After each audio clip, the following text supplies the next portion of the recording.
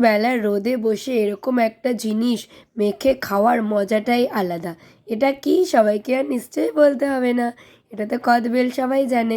তো দেখো কদবেলটা এখন আমি মাখা করব। অনেক দিন পর বাড়িতে কদবেল আনা হয়েছে। এটা আনাই হয় না, যেহেতু আমি একাই খাই আর সেরকম কেউ খাওয়ার নেই, আর মা হয়তো একটু বললে পরে একটু একটু খায়।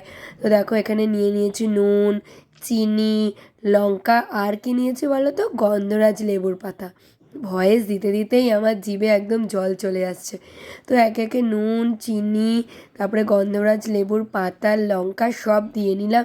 এবার এটাকে আচ্ছা করে ভালো করে মাখতে হবে।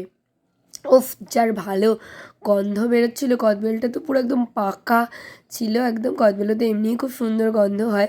তো দেখো একদম দারুণ করে মেখে নিলাম। কিন্তু এটাকে আমি এখন অল্প খাবো আর রোদ্দুরে দিয়ে একটু শুকাবো, তারপরে খাবো। তোমাদের কার কার ভালো লাগে সবাই কমেন্ট করে জানিও।